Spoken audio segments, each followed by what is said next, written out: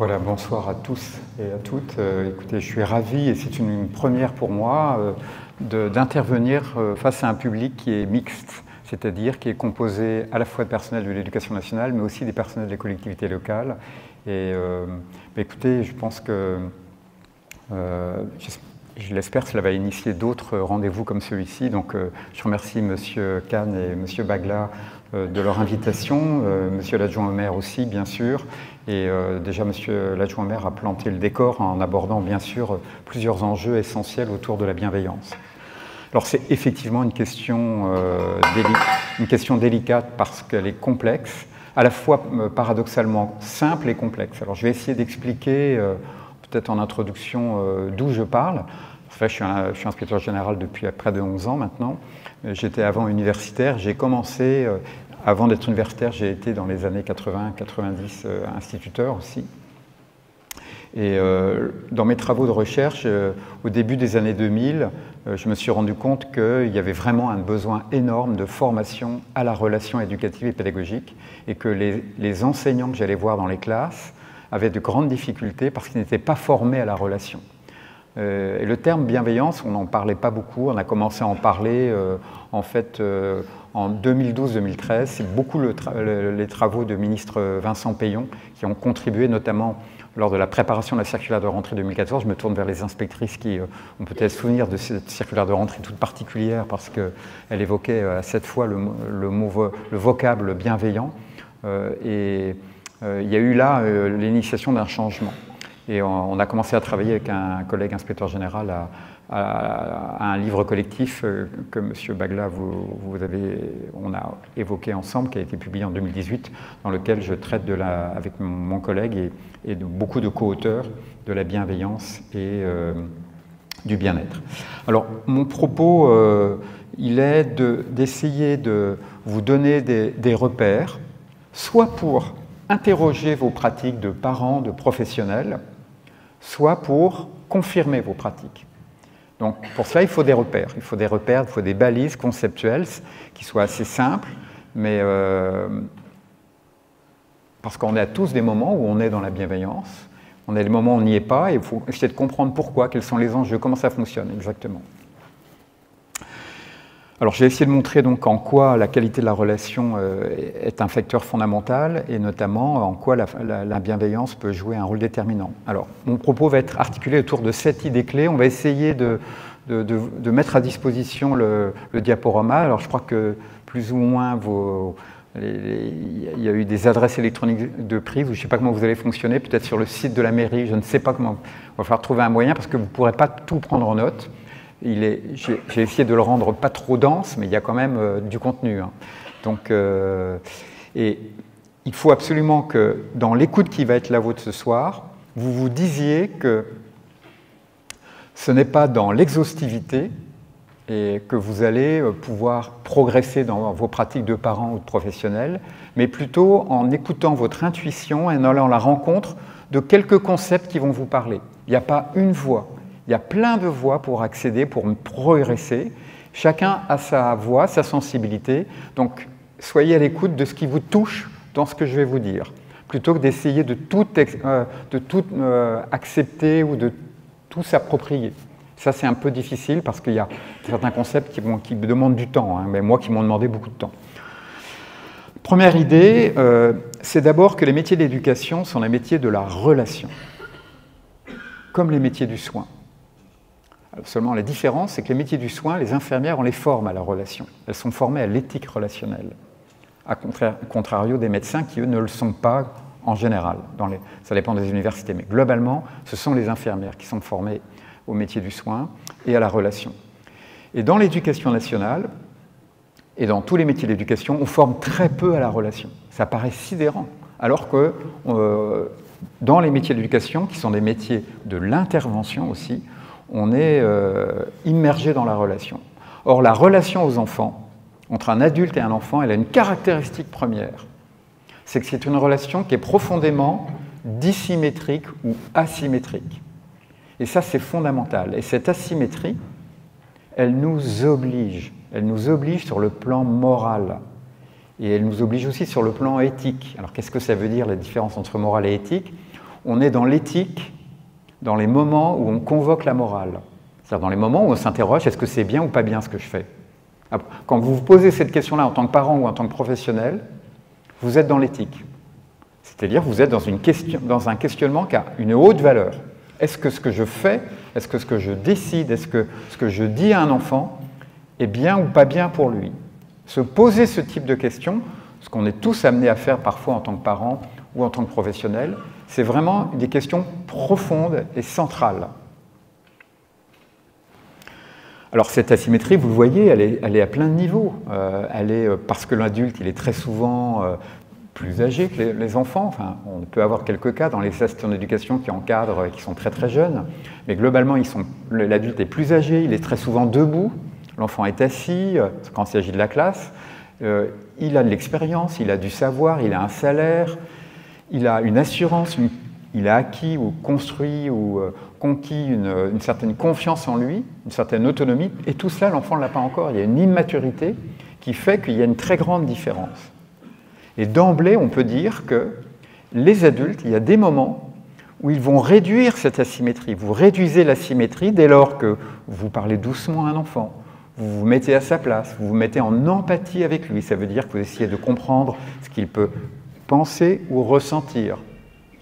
Et dès lors que vous êtes dans cet effort pour vous mettre au niveau de l'enfant, cet effort, vous êtes dans une posture qui est éthique et qui réduit cette asymétrie. Vous vous rapprochez, on voit bien d'ailleurs, parfois on a des adultes qui se penchent sur l'enfant, qui se mettent à leur niveau, qui vont parler doucement, n'essayez pas de le brusquer.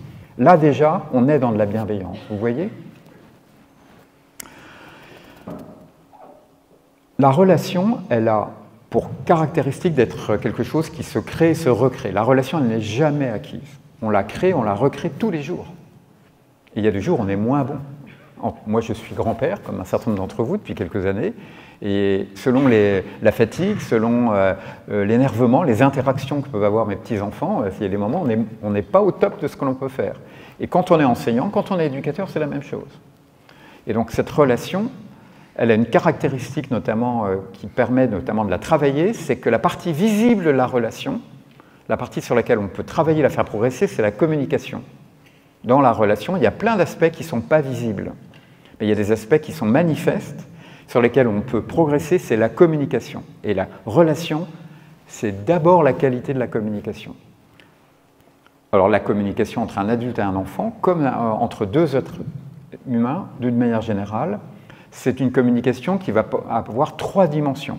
Une dimension verbale, les mots que l'on emploie. Or, il faut se le dire, quand on est dans la relation à un enfant, imaginez un instant que, ne pas oublier en tout cas de penser que toute parole que l'on peut avoir peut être tenue contre nous. Parce que les enfants accordent beaucoup d'importance à ce que disent et pensent les adultes.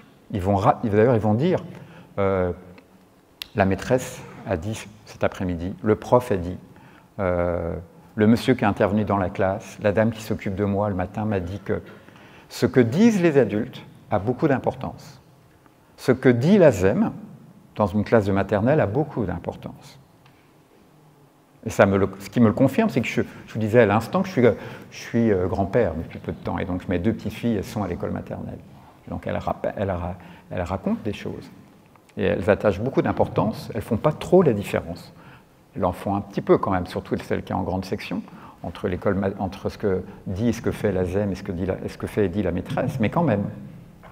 La parole de la ZEM a beaucoup d'importance, notamment autour de tout le registre de la consolation, autour des attentions. Or, la bienveillance, c'est d'abord de l'attention. C'est porter une attention.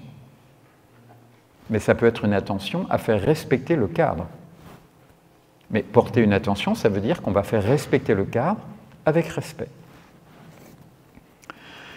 Il y a une dimension qui est très importante en éducation, c'est la dimension non-verbale, que certains chercheurs découpent en deux parties. Non-verbale parce que les gestes, les mimiques, les attitudes, les postures, mais aussi paraverbal parce qu'il y a le ton, que certains considèrent que c'est du non-verbal, parce que le paraverbal c'est du non-verbal aussi. Le paraverbal c'est le ton, le volume et le débit de la voix. Or, on le sait, en éducation, tout particulièrement dans la relation éducative, le paraverbal, le ton sur lequel on s'exprime, est plus signifiant que, très souvent que les mots. Je donne un exemple. Si en tant que père, mère ou enseignante, vous dites à un enfant « Ouais, c'est bien ce que tu as fait », l'enfant, il entend que c'est pas si bien que ça, quoi. Il n'y a pas beaucoup d'enthousiasme dans ce que j'ai dit. C'est pas « Ah, c'est formidable ». Voilà, il n'y a pas d'émotion. L'enfant, il le sent, ça. Il n'analyse pas, il le sent. Donc la dimension paraverbale est forte, elle est très signifiante, ce qui veut dire que la manière dont on dit les choses a tout autant d'importance que ce que l'on dit. Et la manière dont on fait les choses a autant d'importance que ce que l'on fait. Donc vous voyez que la bienveillance, ça repose sur des choses assez concrètes, assez simples. Et c'est ça le paradoxe du travail qu'on peut mener sur l'analyse de la qualité de la relation, c'est que c'est à la fois très complexe quand on se met à l'analyser, mais dans sa manifestation, ça repose sur des choses simples que l'on a tous à l'intérieur de nous. Donc dans tout ce que je vais vous raconter là, beaucoup de choses, d'ailleurs vous êtes très attentifs, ça vous parle parce que vous l'avez déjà en vous. Il s'agit simplement de le manifester, de le réveiller, de le maîtriser, de le conscientiser. Vous l'avez déjà en vous. Donc ce n'est pas extérieur à vous, ce n'est pas quelque chose qu'il faut s'approprier en externalité, mais c'est quelque chose qu'il faut manifester, exprimer, parce que c'est déjà là. Si ce n'était pas déjà là, si vous étiez beaucoup étranger, déjà vous commenceriez à bavarder un peu, parce que ce que je vous dirais serait un peu trop théorique, ou vous n'adhéreriez pas complètement. Alors derrière la communication, il y a plein d'autres dimensions, notamment une dimension cognitive, une dimension affective, en tout cas émotionnelle, que la recherche montre depuis quelques années comme étant deux dimensions très intriquées. On a longtemps pensé, jusqu'à la fin des années 90, que émotion et cognition étaient séparées. Or, elles sont vraiment intriquées. On ne peut pas vraiment les séparer. Et donc, ce qui veut dire que dans plein de moments, l'enfant, quand il appréhende des choses qui relèvent par exemple de son travail à la maison, de ce qu'il peut faire en classe, il y a un mélange de cognition, donc de réflexion, à partir de ses représentations, mais un mélange aussi d'appréhension, appréhension au sens large, c'est-à-dire d'émotions positives, agréables ou désagréables, vis-à-vis de ce qu'il va faire, de ce qu'il se donne à faire. Je ne vais pas trop développer là-dessus, ce n'est pas trop l'objet. Deuxième idée, les problèmes de comportement des enfants sont des symptômes de mal-être. Alors, je vais expliquer ce que je mets derrière. Voilà les problématiques comportementales que l'on trouve globalement dans les collèges-lycées. On en trouve un peu dans l'école élémentaire aussi. C'est les problématiques d'absentéisme, de violence, de radicalisation éventuellement, de jeux dangereux, de problèmes de comportement et d'égalité filles-garçons, de violence, bien sûr. Il y a beaucoup de micro-violences, les bousculades, les vols de fournitures, les moqueries vis-à-vis des élèves qui veulent bien participer, par exemple, qui fait partie vraiment. On est quand même à 34% d'élèves en collège qui se plaignent au niveau national des moqueries parce qu'ils veulent participer. C'est une violence inouïe. Je ne sais pas, certains d'entre vous ont eu des enfants qui témoignent de cela. Quand je lève la main, on se moque de moi. Le paradoxe sur cette violence-là, c'est qu'il suffit, c'est très facile à éradiquer. Il suffit simplement de créer un petit débat avec les élèves pour mettre à jour quelque chose qui est très souvent non analysé et que les enseignants laissent trop faire. C'est ce que je pense, personnellement.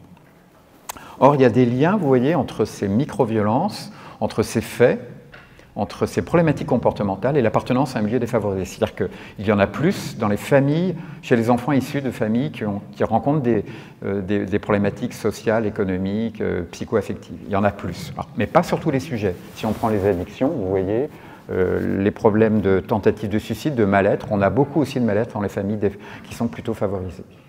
Alors pourquoi je parle de symptômes ? Parce qu'on a tendance dans l'éducation à parler d'enfants perturbateurs. Il n'y a pas d'enfants perturbateurs. On ne naît pas perturbateur. Il n'y a que des enfants perturbés. Donc, Et dès lors qu'on parle d'enfants perturbateurs, on n'est pas dans le juste. Il faut parler d'enfants qui ont des comportements perturbateurs. Et donc, effectivement, on connaît un certain nombre de critères, ces enfants qui s'expriment parfois des grossièretés, qui coupent la parole, qui vont être peu patients, qui dérangent le groupe, qui vont affecter l'ambiance du groupe. Voilà, il y a tous ces comportements qu'on connaît quand on est animateur, quand on est ASEM, quand on est enseignant, on connaît. Et même quand on est parent, on peut avoir des enfants qui sont plus perturbateurs que d'autres, que leurs frères et sœurs, par exemple. Alors, vous comprenez bien que si on parle d'enfants qui ont un mal-être et qui sont perturbés, on n'est pas dans le même paradigme. On est dans quelque chose qui relève de... il y a forcément, s'il est perturbé, c'est qu'il y a quelque chose qui le perturbe. Donc, il y a des raisons, donc il y a une histoire derrière, il y a un environnement, et très souvent, les comportements perturbateurs sont des symptômes d'un mal-être, d'un vécu familial pas forcément que familial, qui peut être aussi scolaire, qui entraîne l'enfant dans un mal-être, et on va voir pourquoi, comment ça fonctionne tout à l'heure, de manière un peu schématique, mais on commence à maîtriser, c'est des choses qu'on commence à mieux maîtriser maintenant, et qui le conduisent à manifester des comportements qui perturbent le comportement habituel ou qui perturbent le groupe. Considérer que ce sont des symptômes, ça veut dire qu'un enfant qui a des comportements perturbateurs, c'est un enfant qui appelle à l'aide, ou en tout cas qui dit quelque chose à travers son comportement.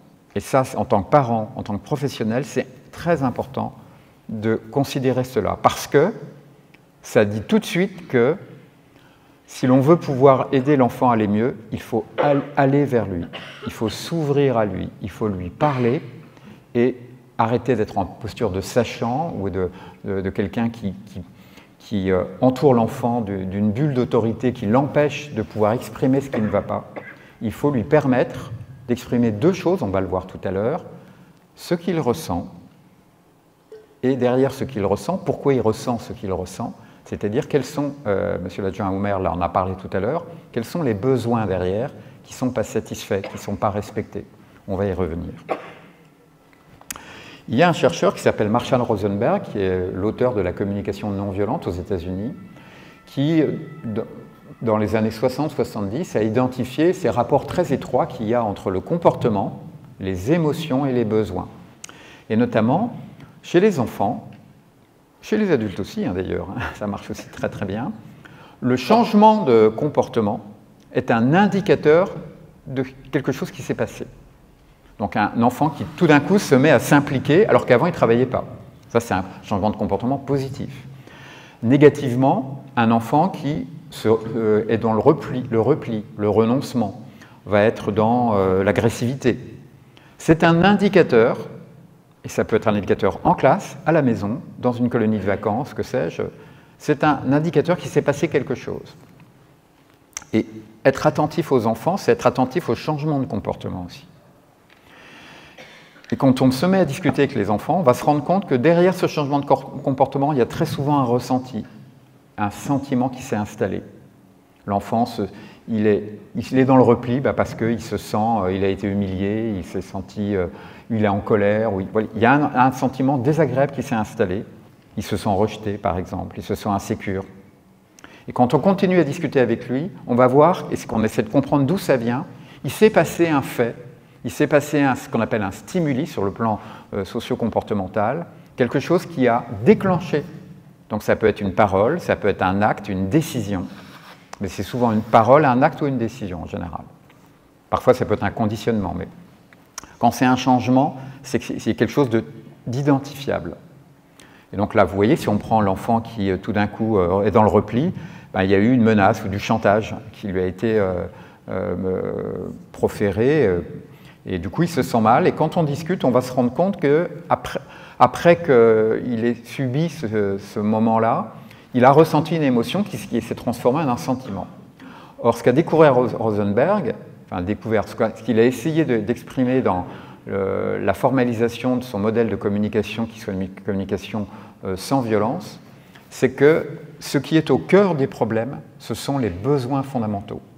Et ce que vous voyez en bleu, c'est le cœur du problème. C'est-à-dire qu'un enfant qui va mieux, là vous voyez en haut sur la première ligne, qui se met à s'impliquer parce qu'il a eu un renforcement positif, c'est-à-dire un parent, quelqu'un qui lui a dit quelque chose de très agréable, qui lui a permis de se sentir reconnu. C'est le besoin de reconnaissance là qui est satisfait. Alors que dans les 3 autres exemples plus bas, c'est un sentiment désagréable. Là, c'est le besoin de confiance, de justice ou de sécurité qui est insatisfait, qui n'est pas respecté. Et l'enfant, il est mal dans son besoin d'être... Nous, adultes, on a aussi nos besoins qui sont très très proches des enfants, qui ne sont pas tout à fait exactement les mêmes, mais on va parler plus des enfants aujourd'hui. En classe, il peut y avoir, ou même dans les groupes, il peut y avoir aussi des interactions qui vont faire du mal aux enfants, parce que ça peut être des choses qui viennent les toucher à l'endroit d'un de leurs besoins ou de plusieurs de leurs besoins. Ce sont par exemple les menaces, les cris répétés, les comparaisons, l'ignorance d'un drame que vit l'enfant. Une voix trop agressive, un animateur, un professeur qui crie tout le temps. Il y a un moment donné, l'enfant il est touché dans ses besoins, on va voir lesquels tout à l'heure. Alors là, je vous ai mis ce tableau-là qui est un peu indigeste, mais vous pourrez le regarder. C'est la synthèse des travaux internationaux sur les facteurs de bien-être en général des enfants et les facteurs de mal-être.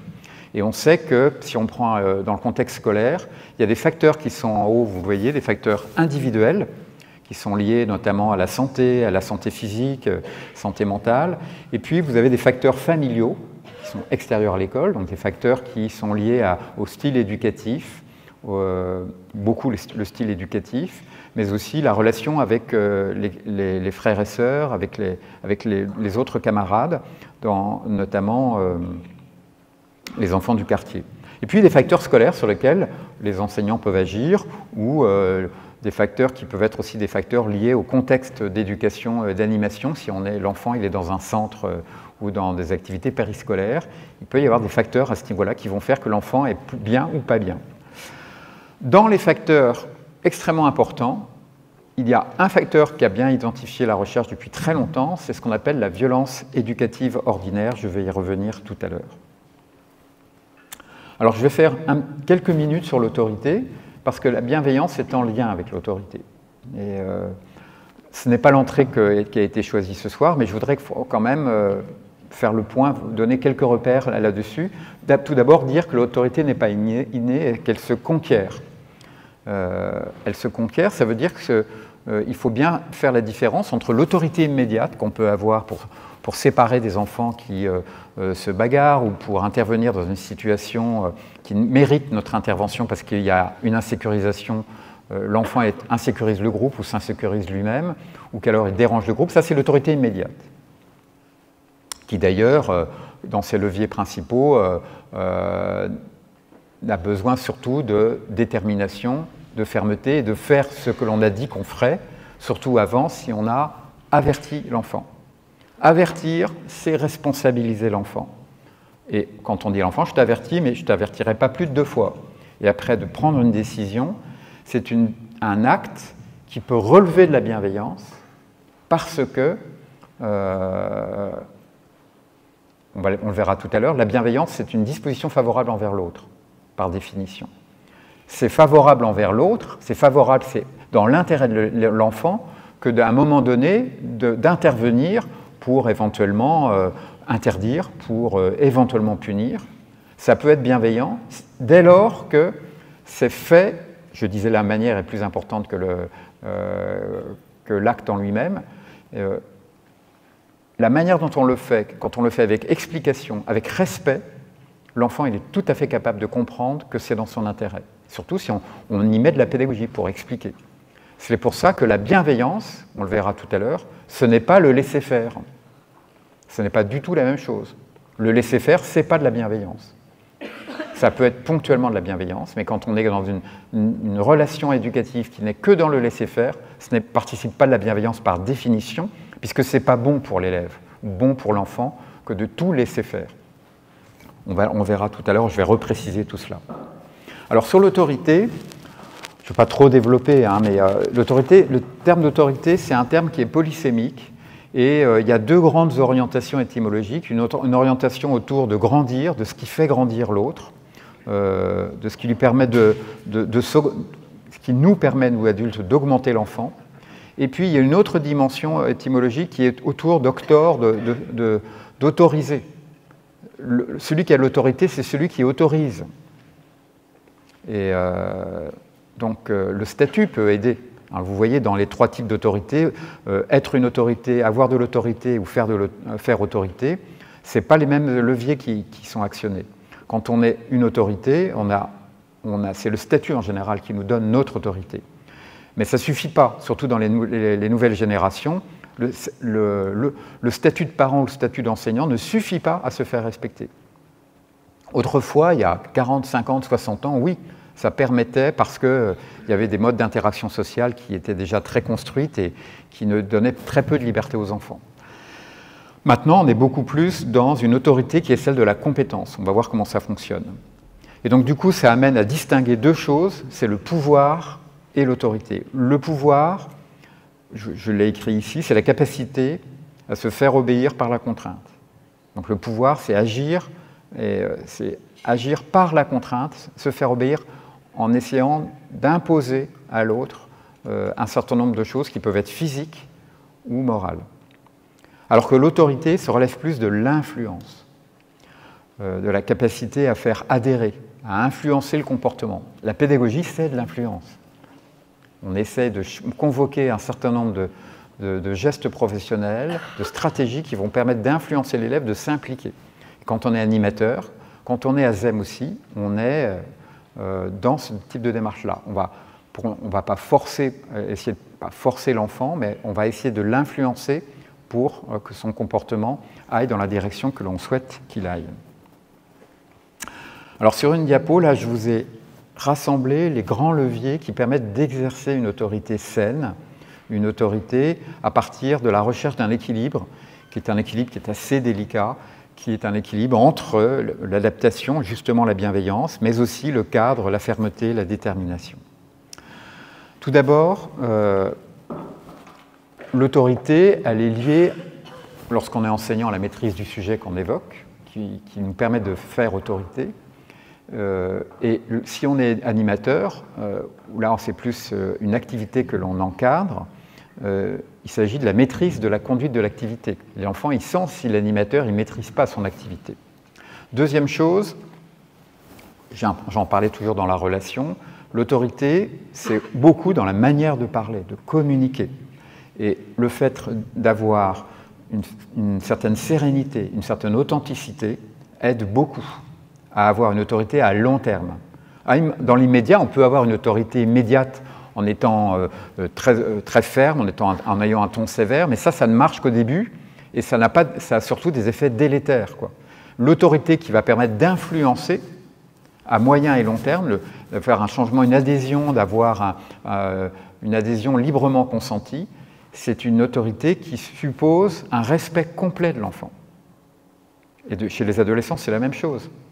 On a encore, dans le cadre d'une enquête qu'on mène pour une mission pour la ministre, le rapport sera rendu d'ailleurs dans quelques jours, on a auditionné des enfants dans des collèges et lycées, on leur a demandé, notamment au sujet de leurs professeurs, quelles sont les caractéristiques des professeurs qu'ils apprécient.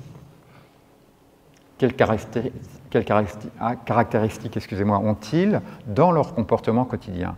Et ils nous le disent, ce sont des personnes impliquées, des personnes disponibles, qui ne comptent pas leur temps, qui nous respectent tout le temps, qui s'intéressent à nous. Vous voyez que dans ce que je dis là, il n'y a rien d'extraordinaire. Et pourtant, c'est quand même formidable, quoi.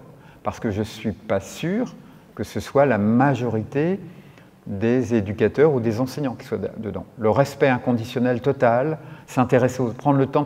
Beaucoup d'enseignants sont pris dans des routines, des habitudes où ils n'ont pas été formés à la relation. Donc ils vont reproduire, pour beaucoup, les comportements d'enseignants qu'ils ont eus quand ils étaient élèves.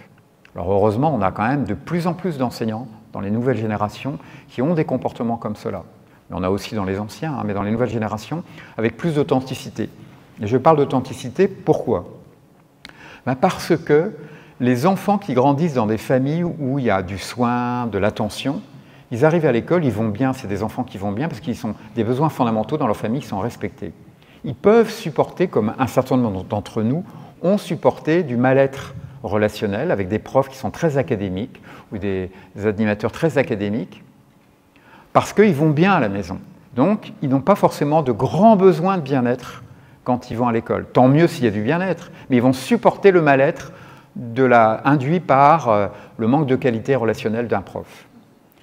Par contre, les enfants qui sont les plus vulnérables, les plus fragiles, et on en a beaucoup parce qu'on a un système éducatif qui intègre maintenant massivement tout le monde.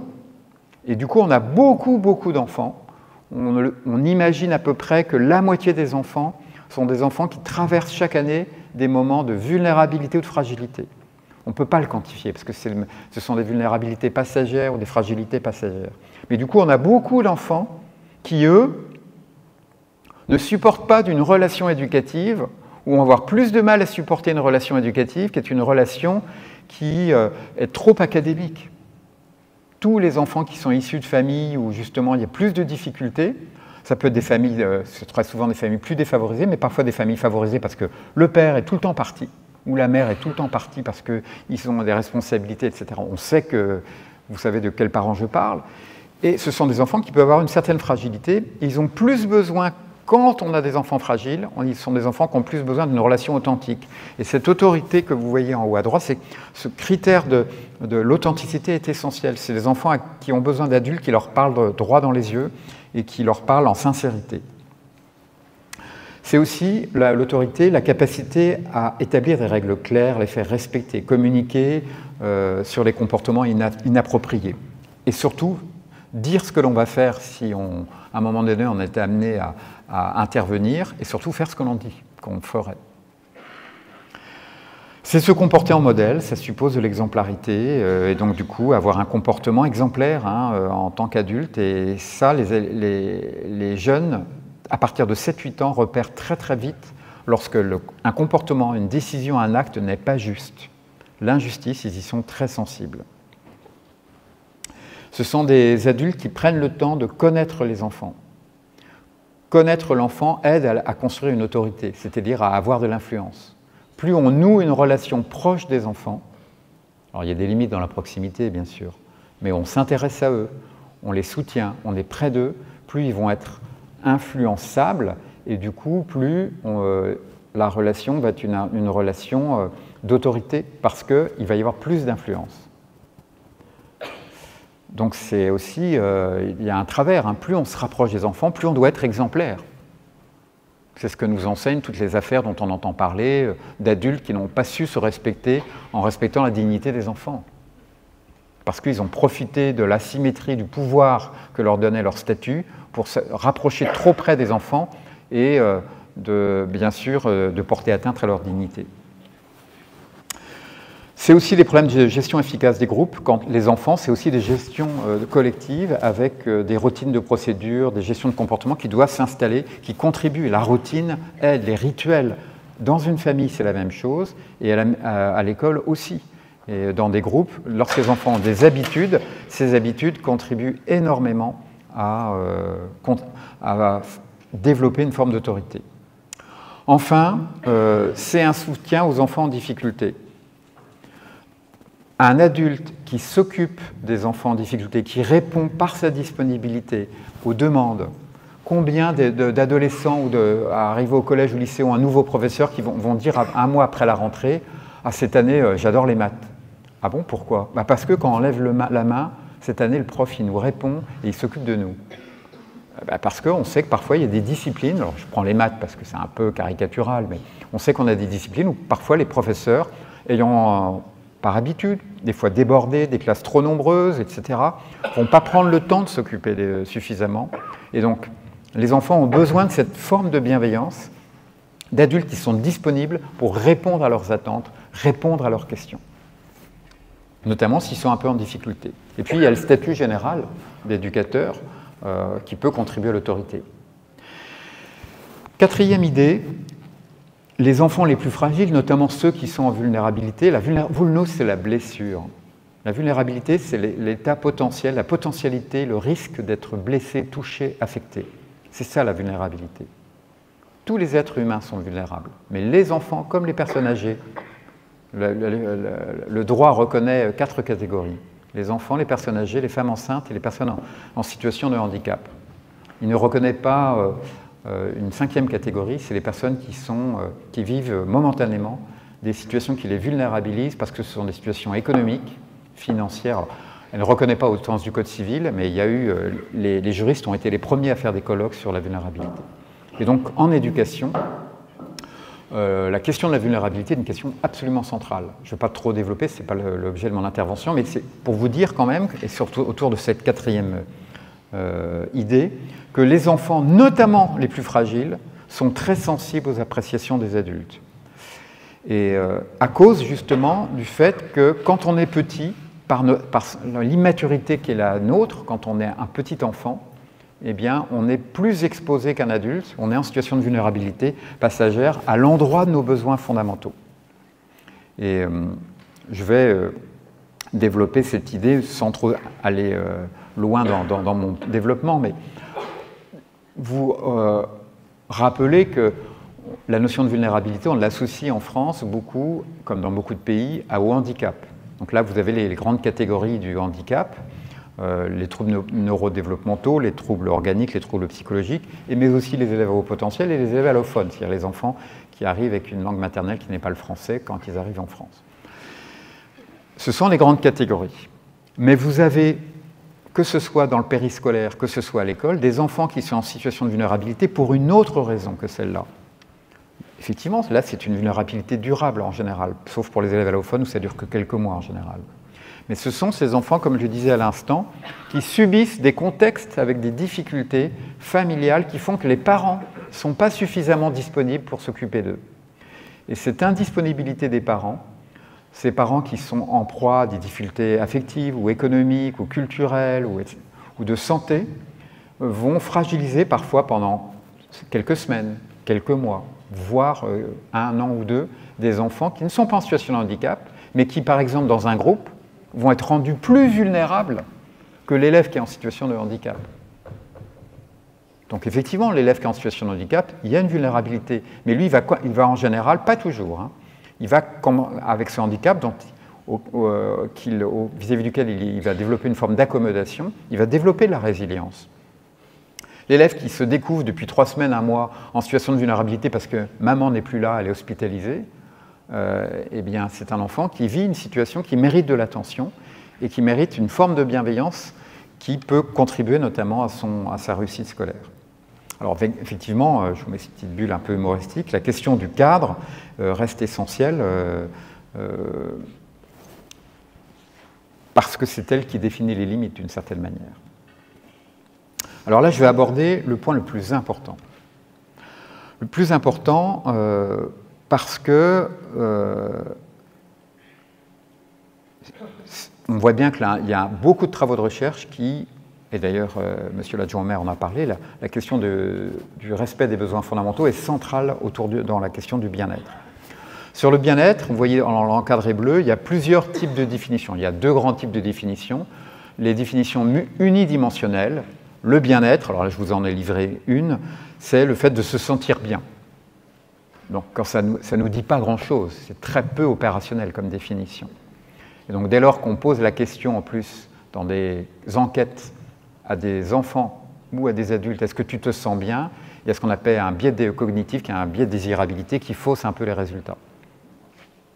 Alors que quand on entre dans des définitions plus précises, comme la définition par exemple du Robert ou du Larousse, où on nous dit le bien-être, c'est la satisfaction harmonieuse ou satisfaction des besoins du corps et de l'esprit, ou c'est la satisfaction des besoins, mais de plusieurs types de besoins. Déjà, on est dans quelque chose de plus précis.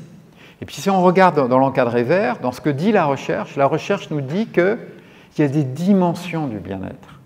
Et l'enquête PISA le montre, c'est une enquête internationale sur les jeunes adolescents de 15 ans, on analyse le bien-être à travers 5 dimensions.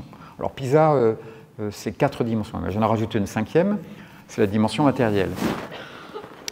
La première des dimensions, c'est la dimension physique. Le bien-être, c'est d'abord le bien-être physique parce que, notamment quand on est enfant, mais adulte aussi, enfant, on a besoin de bouger. Si on est mal physiquement, on n'est pas en condition de travailler. Nous, des fois, adultes, on arrive quand même à travailler, même si on n'a pas assez dormi, si on n'a pas assez bien mangé, on arrive à dépasser cela, plus ou moins. Oui, je vois, il y en a qui font la moue. Effectivement, quand on manque trop de sommeil, qu'on on a le ventre creux, il y a un moment donné, on n'est plus en état de travailler. Mais quand on est enfant ou adolescent, c'est quelque chose de très fort, les besoins physiques. D'ailleurs, l'enfant, il va découvrir le monde beaucoup à travers son corps. Il y a un besoin d'appréhender le monde à travers le corps qui est phénoménal. D'où l'importance de l'activité physique quotidienne. Et le bien-être, pour un enfant, c'est d'abord le bien-être physique. C'est d'abord le bien-être physique. Alors bien sûr, le bien-être matériel, parce que quand on est dans des locaux, quand on est dans une école où les sanitaires ne sont pas propres, etc., ça perturbe. On sait qu'il y a beaucoup d'enfants qui souffrent de cela, et d'adolescents aussi. Et puis, il y a ces 3 dimensions psychosociales que vous voyez dans l'encadré vert, qui est le bien-être psychologique et émotionnel, qui est donc tout ce qui relève un peu de la santé mentale, mais plus précisément de l'engagement à l'école, de la motivation, etc. Et puis, le bien-être cognitif, qui est lié aux apprentissages, donc la capacité à comprendre, à accrocher. Quand on a des problèmes de décrochage dans certaines disciplines, décrochage cognitif, on va être mal, on va avoir un mal-être cognitif dans certaines disciplines. Et le bien-être social, qu'on pourrait appeler le bien-être relationnel. Très important, puisque lorsqu'on n'est pas bien dans la relation au prof, pas bien dans la relation des camarades, on est mal. Parce que l'être humain est un être de relation. Et donc, vous voyez que le bien-être, c'est quand même quelque chose de multidimensionnel. Et si on veut l'évaluer, il faut poser un certain nombre de questions qui vont aller dans ces 5 directions-là. On ne peut pas évaluer le bien-être à travers une question, est-ce que tu te sens bien? Ça donne ce qu'on appelle, je l'ai dit tout à l'heure, des effets de désirabilité qui font qu'on a des données, par exemple, qui nous disent qu'en France, depuis 11 ans, 92 à 14% des collégiens et lycéens déclarent se sentir bien ou très bien à l'école. Ouais, j'ai la prétention de dire que c'est une donnée qui est erronée, parce qu'elle repose sur une conception unidimensionnelle, et dès lors qu'on commence à poser des questions beaucoup plus précises et contextuelles, lorsque tu es dans tel cours, comment tu... Et là, on va avoir les enfants qui vont répondre à des questions beaucoup plus précises, et on va se rendre compte qu'on a des contradictions et des données statistiques. Et d'ailleurs, on voit bien les données en épidémiologie sur la santé mentale. On a à peu près un tiers à 50% des jeunes filles adolescentes qui ont des problématiques de santé mentale, les garçons un peu moins. On sait qu'on a des problématiques de santé mentale très importantes dans le pays, donc on a des contradictions dans les données qui appellent à être vigilants sur ces questions-là. Pour comprendre le sens de la bienveillance, il faut comprendre que, je vous l'ai dit dans la précédente définition, vous voyez ici en bleu en haut, le bien-être résulte de la satisfaction des besoins du corps et de l'esprit, donc des besoins psychologiques fondamentaux et des besoins du corps. En bas, vous avez les besoins du corps. Besoin d'alimentation, besoin de sommeil, besoin d'activité physique. On pourrait rajouter à l'adolescence les besoins sexuels aussi. Ces besoins-là, ils sont premiers. Donc moi, j'ai fait aussi, comme le faisait Abraham Maslow en 1943, lorsqu'il a commencé à formaliser ses besoins, je les hiérarchise aussi, parce que beaucoup de rapports, beaucoup d'enquêtes nous montrent que ces besoins sont premiers. Et puis après, vous avez un premier besoin psychologique qui est très important, qui est le besoin de sécurité. C'est le besoin le plus important, le besoin de sécurité. C'est le besoin d'être sécure dans la relation à l'adulte. Et ça, c'est valable à la maison, mais c'est valable aussi dans la vie, à l'école, dans les activités périscolaires, dans les clubs de loisirs.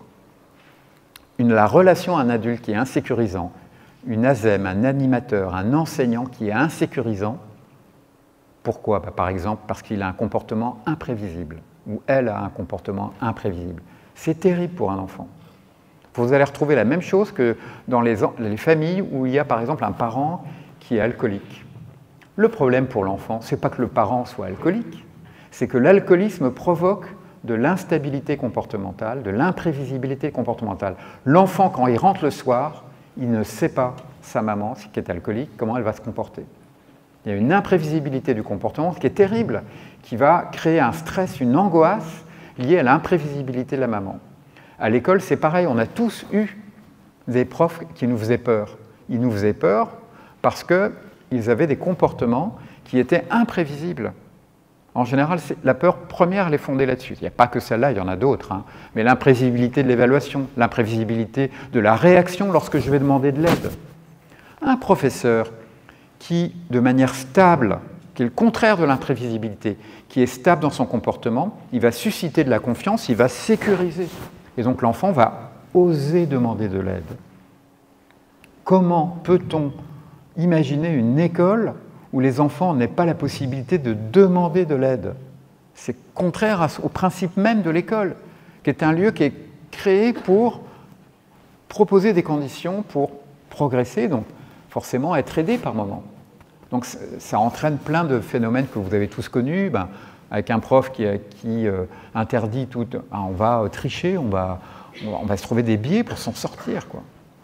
Deuxième besoin psychologique, c'est le besoin d'appartenance. Le besoin de se sentir considéré par les autres, dans le groupe. À la maison, parce que je crois qu'il y a des parents d'élèves, c'est de se sentir appartenir à la famille. Donc il n'y a rien de pire pour un enfant de se sentir exclu de la famille, se sentir abandonné, se sentir méprisé, ne pas se sentir aimé. Derrière le besoin de considération, à l'école, on va dire besoin de considération par les enseignants. Mais derrière le besoin de considération, l'élève, il ressent ce qu'il ressent, c'est de l'amour. Il va dire « Oh, je vois bien que la prof d'espagnol, elle m'aime bien » ou « elle ne m'aime pas ». Il va employer ces mots-là, lui. Donc on voit bien que derrière les témoignages de considération, ce qui est en jeu, c'est cela. Alors à la maison, encore plus. Avec cette différence, c'est que les enfants à la maison, ils sont aimés pour ce qu'ils sont, enfin, ils devraient être aimés pour ce qu'ils sont, principalement. À part peut-être dans certaines familles, on est en plus aimé pour ce que l'on fait, ou ses résultats. Et à l'école, on est surtout aimé pour ce que l'on fait, pas trop pour ce que l'on est. Donc vous voyez la balance, comment elle doit être rééquilibrée. On doit être aimé à l'école pour ce que l'on fait, bien sûr, mais aussi pour ce que l'on est, parce qu'on est un enfant. Tous les enfants sont aimables.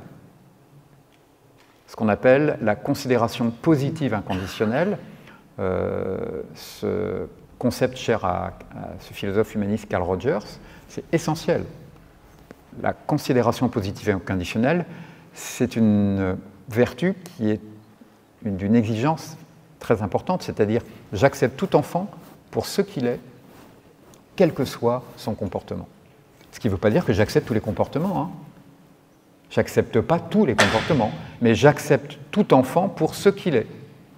Parce qu'il est un enfant, parce que c'est un frère humain et que je me reconnais à travers lui lorsque je croise notamment son regard dans le visage de l'autre. Les propos d'Emmanuel Levinas, ce philosophe qui a beaucoup écrit sur l'interpellation par le visage de l'autre, par le visage de l'enfant quand on est adulte, éducateur, c'est fondamental. Besoin de justice, qui est un besoin qui est vraiment le besoin scolaire. C'est-à-dire que c'est vraiment en milieu scolaire que ce besoin s'exprime. C'est le besoin qui est le plus conscientisé par les jeunes. C'est un besoin qui est à fleur de peau chez les enfants et les adolescents.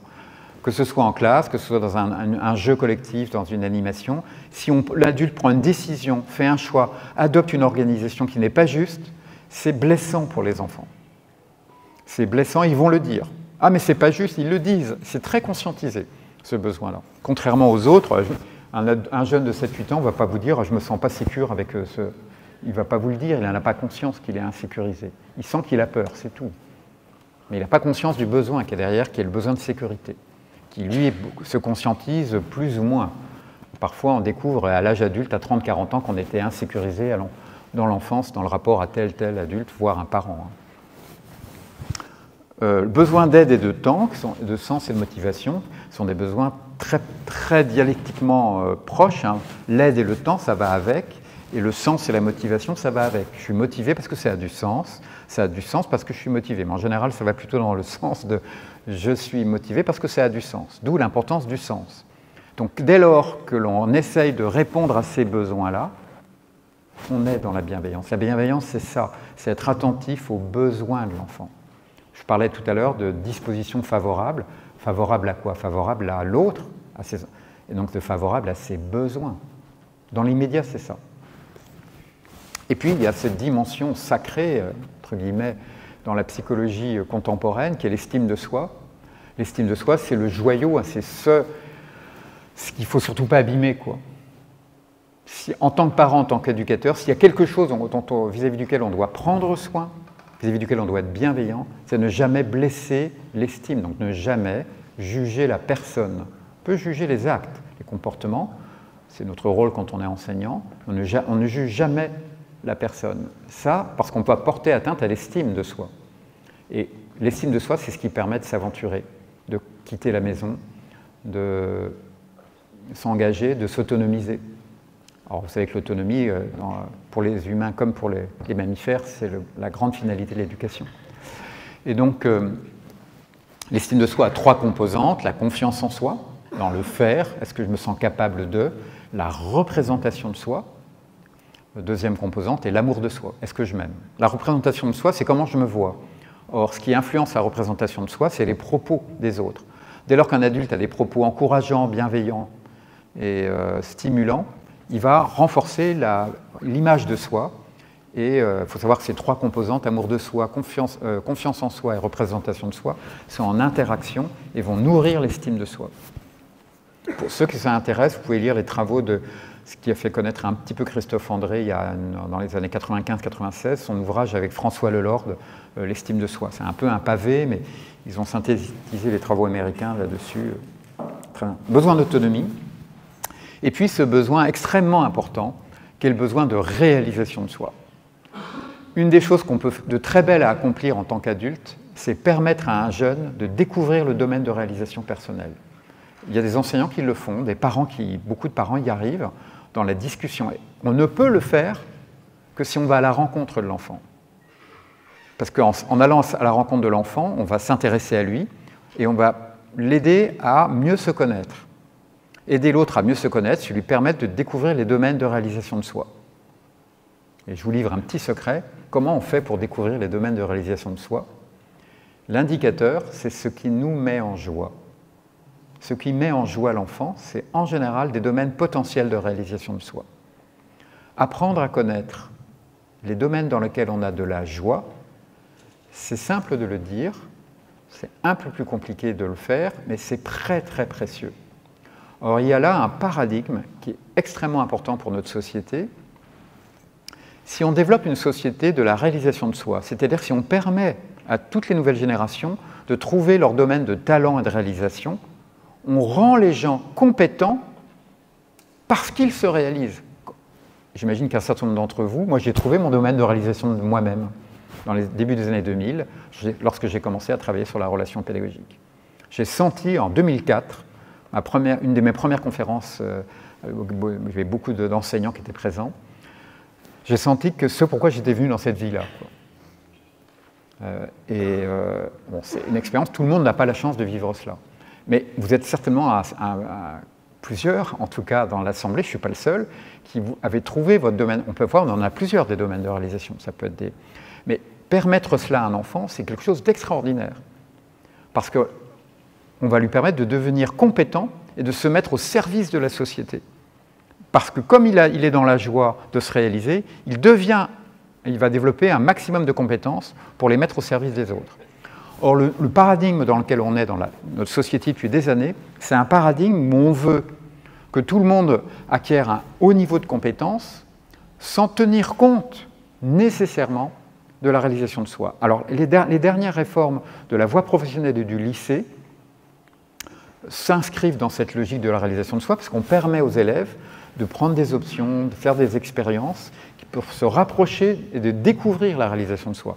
C'est ce qui se fait dans la voie pro, mais c'est aussi ce qui se fait dans les choix optionnels au lycée.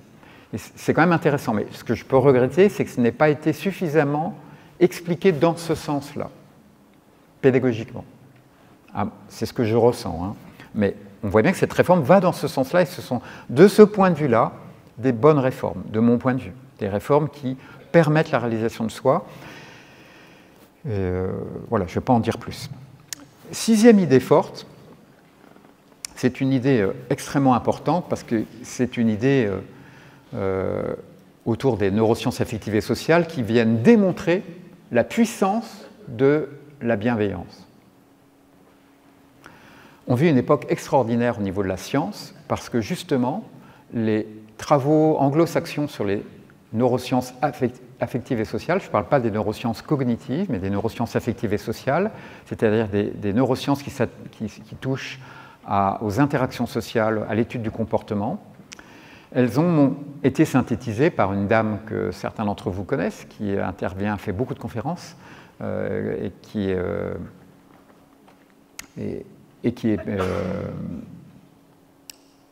pédiatre, et qui est Catherine Guéguen, et qui, à mon avis, a permis de mieux connaître le sens et la puissance faire connaître le sens et la puissance des pratiques qui participent de la bienveillance. Pour cela, il faut, avant que je vous explique ce qu'elle a fait, que je vais en faire la synthèse dans une diapositive, je voudrais rappeler que la violence éducative ordinaire, c'est une violence qui a deux dimensions. Elle a une dimension verbale et une dimension physique. On sait depuis, Catherine Guéguen, cette pédopsychiatre, cette pédiatre l'a très bien synthétisé, on sait depuis quelques années que la violence éducative ordinaire, quand je dis quelques années, c'est quelques décennies, a des conséquences sur, quand c'est une violence intrafamiliale, mais qui peut être aussi une violence scolaire, a des conséquences sur l'absentéisme, sur le stress, sur le sommeil, sur les états subdépressifs, peut avoir énormément de conséquences sur le comportement, les addictions, etc. La liste est très très longue. Mais il faut bien comprendre que dans la violence éducative ordinaire, il y a des manifestations qu'on ne soupçonne pas comme étant de la violence, ce qui sont par exemple les injonctions inadaptées, les exigences inadaptées, les injonctions paradoxales. Demander à un jeune qui n'a pas la capacité de faire une tâche ou un exercice de le faire, c'est de la violence. Quand on est enseignant, qu'on ne différencie pas son enseignement, lorsqu'on est ASEM et qu'on va conduire un enfant à faire quelque chose alors qu'il n'est pas capable et qu'on force, c'est violent. C'est ce qu'on appelle la violence éducative ordinaire. Et la loi de juillet 2019 qui a été votée interdit, cette loi qui a mis des années à être votée, après 20 ans de militantisme d'associations en France, on avait beaucoup de retard sur beaucoup de pays, 2019 c'était hier, interdit la violence éducative ordinaire, la violence physique et la violence verbale. Alors, la violence physique, ça laisse des traces en général. La violence verbale, les traces, il y en a, parfois beaucoup plus profondes, mais un peu moins visibles. Surtout qu'il y a ce qu'on appelle de l'amnésie traumatique, c'est-à-dire des enfants qui vont découvrir quelques années plus tard, 10, 20 ans, 30 ans, qu'ils ont subi des choses difficiles, ce qui a été mon cas lorsque j'avais la trentaine, quand j'ai commencé à travailler sur ces sujets-là. On découvre qu'on a, comme de nombreux adultes, il faut savoir que la violence c'est quand même quelque chose de très très présent, qui a été très présent dans les générations passées. Et on découvre plus tard, tiens, j'avais oublié que j'avais été humilié régulièrement dans tel type de contexte. Ce qui m'a eu comme formidable effet de me faire travailler sur ces sujets-là pendant des années. Mais voilà. Et donc, les neurosciences affectives et sociales, je vais vous faire en une diapo la synthèse de ce que Catherine Guéguen a montré, parce que ça vaut vraiment le coup qu'on s'y attarde 3 minutes. Elle a montré à son ouvrage paru en 2014, ceux qui veulent le lire, vous le trouverez même d'occasion à pas cher, Pour une enfance heureuse, ou la synthèse des travaux en neurosciences affectives et sociales. Donc, Pour une enfance heureuse, c'est vraiment un ouvrage à lire quand on est dans l'éducation. À la naissance, l'enfant a cette partie du cerveau reptilien en rouge que vous voyez, qui est l'amygdale cérébrale, qui est le siège des émotions. Ce siège des émotions, il est complètement opératoire à la naissance. Ce qui explique pourquoi les bébés pleurent comme mode d'interaction, comme mode de signification de leur mal-être ou de leur mécontentement. Et cette plaque tournante des émotions, elle est opératoire toute la vie. Seulement, ce que les chercheurs ont découvert, en faisant l'analyse à l'imagerie à résonance magnétique sur le cerveau d'adolescents et d'adultes, et en analysant, en dosant les hormones qu'on retrouve dans le fonctionnement du cerveau, bien sûr, en analysant aussi certaines parties du cerveau qui devraient, en principe, être développées de manière optimale, ils se sont rendus compte que la VEO, la violence éducative ordinaire, lorsque des enfants la subissent pendant des années, notamment des familles où il y a des humiliations répétées, des cris, des punitions, voire des coups, on va avoir une diminution de l'hippocampe que vous voyez en violet, une hyperactivité de cette amygdale cérébrale qui est le siège des émotions. Il y a une hyperactivité du siège des émotions. Et puis le sous-développement de nombreuses parties du cerveau qui permettent en principe de réguler cette amygdale cérébrale. Et ça, tous, vous savez de quoi je parle. Ces adolescents ou ces enfants qui, lorsque les choses ne se passent pas comme ils veulent, ont des réactions émotionnelles excessives et mettent beaucoup de temps, trop de temps, à canaliser leurs émotions. Vous, adultes, vous en faites l'expérience. Dans les moments où il y a un jeune qui a des activités, des comportements répétés qui vous font monter en émotion et en colère, à un moment donné, vous régulez assez rapidement, en principe, vos émotions avec votre cerveau, avec votre raison. Chez ces enfants ou chez ces adultes qui ont subi de la violence éducative ordinaire, ils vont mettre beaucoup de temps et très souvent, ce sont des gens qui sont capables de passer à l'acte violent de manière radicale, quoi. Donc ce sont ces jeunes parce qu'ils agressent quelqu'un dans la rue et puis il y a quelqu'un un adulte qui va intervenir pour défendre la personne agressée. Ils vont surenchérir en sortant une arme blanche, phénomène qu'on commence à vivre beaucoup plus maintenant en France. Ce sont des phénomènes qui sont liés à cela. L'amygdale cérébrale, l'émotion, sous l'emprise de l'émotion, ils ne peuvent pas canaliser leur raison. Ils ne peuvent pas se dire « si je fais ça, je vais me prendre 3 ans de tôle ». Ils ne se disent pas ça.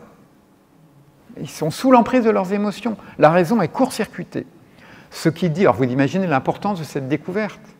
Cette découverte est fait dire que les phénomènes de comportement qui sont des comportements ultra-violents sont des phénomènes non pas psychologiques, mais physiologiques, qui ont été induits par de la psychologie, par des interactions sociales et des éducations extrêmement impactantes en termes d'adversité. Les travaux sur l'adversité chronique, donc les milieux dans lesquels les jeunes ont grandi il y a longtemps pour les générations les plus anciennes parmi nous, dans les internats où c'était violent, dans les quartiers. Aujourd'hui, c'est beaucoup dans des quartiers où on a des jeunes qui doivent se défendre de ce qu'ils sont, de ce qu'ils font, de ce qu'ils pensent, de leur identité. Ils sont dans une adversité chronique. On a beaucoup ça dans des quartiers défavorisés, mais parfois dans des contextes familiaux spécifiques où il y a de la violence intrafamiliale. Alors heureusement, il y a la plasticité cérébrale et un jeune qui, à l'école, va trouver des adultes bienveillants, exigeants mais bienveillants, il va pouvoir construire quand même un peu de mieux-être momentanément, il va pouvoir se maintenir en survie grâce à 1 ou 2 adultes parfois. Parfois, dans son environnement, c'est un grand frère qui va être, ou une grande sœur qui va être bienveillante, qui va permettre de supporter le comportement des parents qui sont très violents, par exemple. Alors, a contrario, lorsqu'un jeune grandit, et c'est la majorité d'entre vous, j'imagine, dans un univers où il y a majoritairement de la bienveillance et de l'exigence, ça renforce toutes ces zones du cerveau, du cortex, et on va avoir un développement harmonieux du cerveau qui n'a rien à voir avec l'intelligence. C'est pas une question.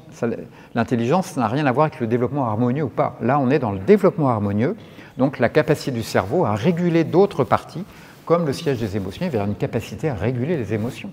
Donc vous avez des enfants qui vont avoir, par exemple, des enfants en grande difficulté scolaire parce qu'ils ne sont pas faits pour l'école, par exemple, mais qui ont été élevés dans un environnement bienveillant et qui vont être, malgré leurs difficultés scolaires, extrêmement capables de réguler leur comportement parce qu'ils sont dans un environnement bienveillant.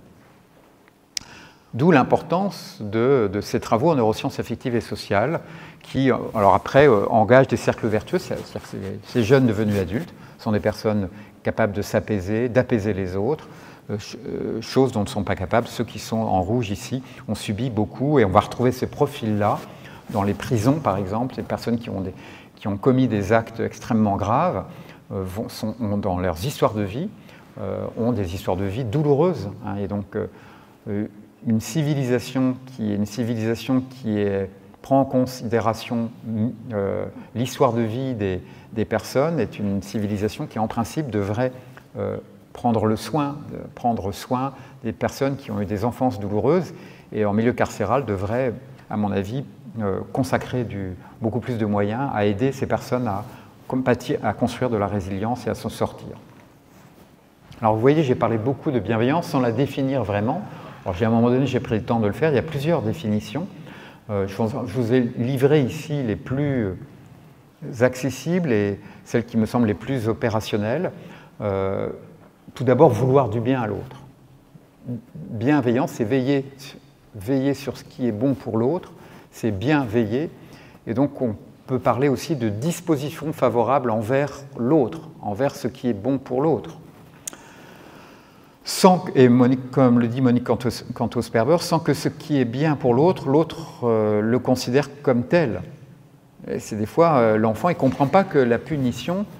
Alors c'est pour ça que l'effort de pédagogie, lorsqu'on punit, est un effort essentiel. L'enfant ne comprend pas que c'est bien pour lui. Donc il faut faire l'effort d'expliquer. Donc on sanctionne. Sanctionner, c'est toujours un échec. En principe, quand on avertit, quand on responsabilise, quand on installe de la réciprocité, on n'a pas à punir. Moi, je ne suis pas du tout contre la punition, la sanction. Je pense que quand il y a eu de l'avertissement avec l'enfant, il a sa part de responsabilité. Il y a des moments où ça s'impose. Mais d'une manière générale, on doit parvenir, et quand ça se passe bien, à très peu punir et sanctionner. Pour cela, j'invite à développer 5 réciprocités. La confiance, il faut de la confiance réciproque. C'est-à-dire qu'il faut que, bien sûr, l'adulte reçoive la confiance de ses élèves, en bénéficie, mais il faut aussi que les élèves ressentent que l'adulte leur fait confiance. Il faut une réciprocité. Réciprocité dans le respect. Bien sûr que les élèves doivent respecter les adultes, c'est nécessaire, mais les adultes doivent absolument respecter les enfants. Et les enfants le sentent, les adultes qui ne le respectent pas, ils le sentent terriblement. À partir de 10-12 ans, ils sont capables de vous décrire en quoi les adultes ne les respectent pas. Réciprocité, 3e réciprocité, c'est l'engagement. Quand j'étais instituteur, arrivé au mois de mars, je faisais une chute de tension parce que je faisais trop. J'étais tellement exigeant, je m'engageais tellement que j'étais épuisé au mois de mars. Et j'ai compris, mais bien plus tard, que dans l'engagement doit être contractualisé et doit être réciproque.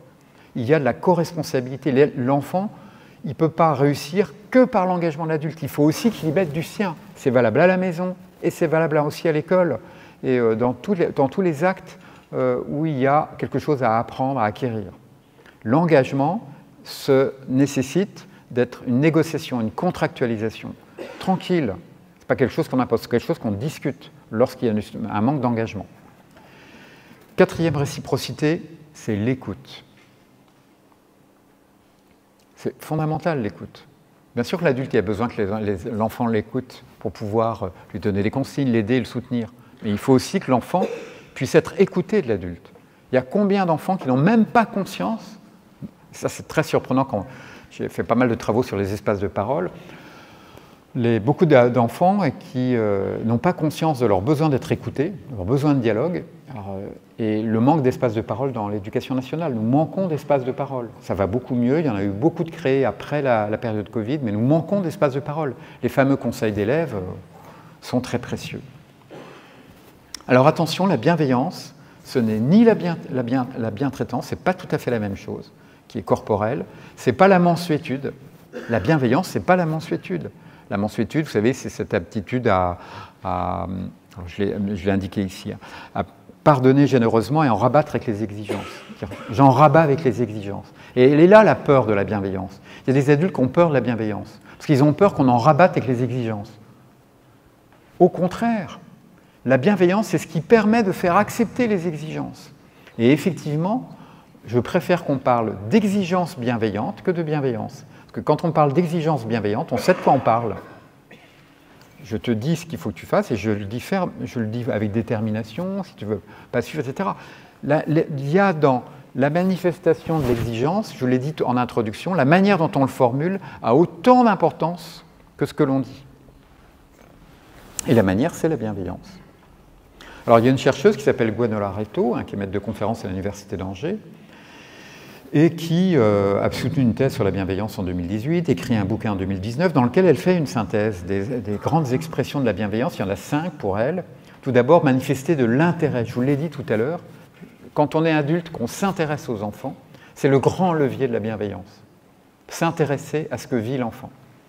L'encourager à penser, à accepter l'expression de points de vue divergents, montrer ouvert à des réponses qui sont parfois à des questions posées ou à des réponses qui sont apportées.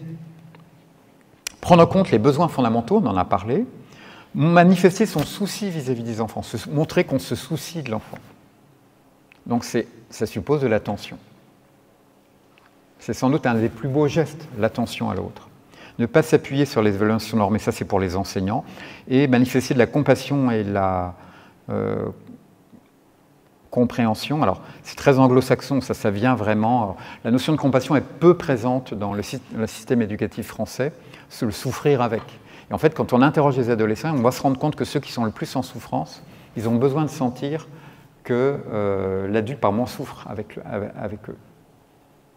Et ça, c'est quelque chose qui n'est pas forcément si facile toujours pour tout le monde à conceptualiser. Besoin de sentir qu'on donne des signes qu'on n'est pas insensible à sa souffrance. Il y a des niveaux de compassion pour ceux qui, par exemple, s'intéressent au bouddhisme. C'est une notion qui est au cœur du bouddhisme. Alors, j'ai parlé des besoins fondamentaux tout à l'heure. Vous avez, que ce soit dans la famille ou à l'école, on pourrait élargir, pour les éducateurs au sens large, des leviers qui sont à peu près les mêmes. Les leviers pour satisfaire les besoins, ce sont beaucoup. Le premier des leviers, le plus puissant, ce sont les feedbacks positifs. Ce qu'on renvoie, le renforcement positif, la rétroaction positive, c'est le levier de bienveillance le plus puissant. Les travaux de John Hattie, qui a travaillé sur 50 000 travaux de recherche pendant 15 ans avec son équipe, pour essayer de trouver c'est quoi les facteurs qui permettent de favoriser la réussite. Le premier des leviers, c'est le feedback. Quand un parent dit « Ah mais là, c'est bien ce que tu as fait », c'est le feedback. Le feedback, c'est ce que je dis de ce qu'un enfant produit, oralement ou par écrit ou corporellement. Le feedback de l'adulte. Un enfant qui fait quelque chose pour son papa, ou qui va offrir quelque chose à la maîtresse, ou s'investir dans un travail, produire un bon résultat. Si l'adulte ne dit rien de ce qu'il fait, l'impact, ce n'est pas la même chose que si l'adulte émet un feedback. Alors, je ne vais pas trop développer, il y aurait beaucoup de choses à dire sur les feedbacks. Le feedback le plus puissant, c'est le feedback qui est formulé pendant la tâche. L'enfant est en train de faire quelque chose et on formule un feedback. C'est plus puissant que le feedback en dehors de la tâche. Alors là, il y a des signes de considération, par exemple. Vous voyez en bas à droite les cadres et les règles, que ce soit dans la famille, la prévisibilité et la stabilité. J'en ai déjà parlé tout à l'heure, c'est extrêmement important. Un environnement familial, un environnement scolaire où le cadre et les règles ne sont pas bien définis, c'est très insécurisant.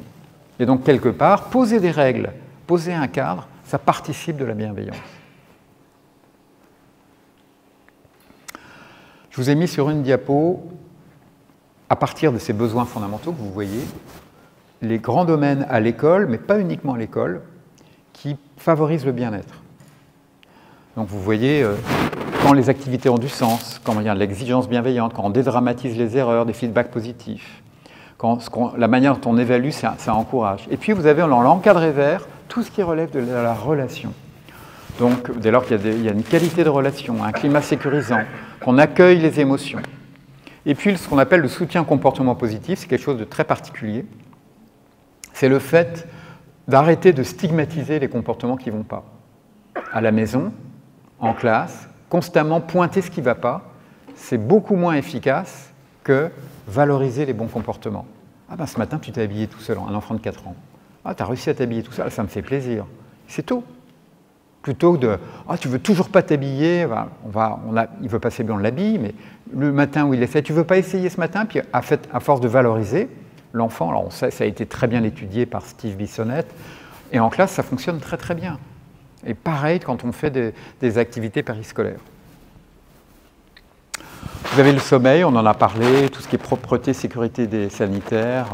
Et puis vous avez en bas à droite quelque chose, ce n'est pas l'objet de la soirée, mais quelque chose qui est en plein développement actuellement en France. Il y a eu 10 directions ministérielles qui ont signé des textes autour de cette question-là. C'est le développement des compétences psychosociales. Les CPS, ce sont des compétences psychosociales. Ce sont toutes ces compétences socio-cognitives et émotionnelles qui sont en jeu dans les comportements sociaux, dans les interactions sociales. Et lorsqu'on développe ces compétences-là, on met en place notamment les deux grandes techniques qui permettent de les développer, c'est les jeux de rôle, amener un jeune à vivre des rôles qui n'ont pas été les siens, par exemple. On appelle le jeu des 3 figures ou le théâtre forum.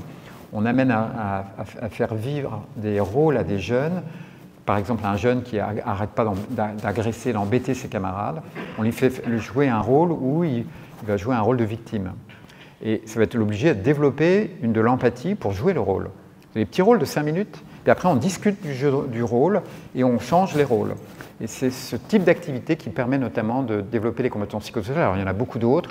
Il y a aussi tout ce que font, alors parce que les compétences psychosociales, on en a tous, ce que font beaucoup de parents à la maison lorsque, à l'adolescence, l'enfant commence à prendre des risques, à sortir, et on analyse les situations vécues ou les situations qu'il pourrait vivre. On anticipe ou alors on analyse a posteriori ce qu'il a vécu en discutant avec lui sur les risques. L'analyse des situations à risque produit énormément de feedback qui renforce les compétences psychosociales. Donc il y a des jeunes qui le font entre eux, il y a des jeunes qui le font tout seuls, qui ont des capacités tout seuls à développer des compétences psychosociales. Mais là, c'est clair que les interactions sociales avec des adultes ou avec d'autres jeunes contribuent énormément. Donc c'est ce qu'on essaie de faire. Je ne vais pas trop développer là-dessus, ce n'est pas l'objet. Dernière idée, il ne reste plus que 2 diapos. Beaucoup d'adultes sont des tuteurs de résilience, c'est-à-dire des personnes qui fabriquent de la résilience, renforcent la résilience des jeunes sans le savoir. Donc l'idée, c'est si on est plus conscient comment ça fonctionne le tutorat de résilience, on peut améliorer ce tutorat de résilience et améliorer ses comportements. Donc le tutorat de résilience, c'est quelque chose qui a été très bien analysé par beaucoup de chercheurs. Les adultes qui sont tuteurs de résilience, c'est les adultes qui ont des exigences élevées et en même temps de la bienveillance. On retrouve cela. Donc l'exigence bienveillante, c'est un grand levier de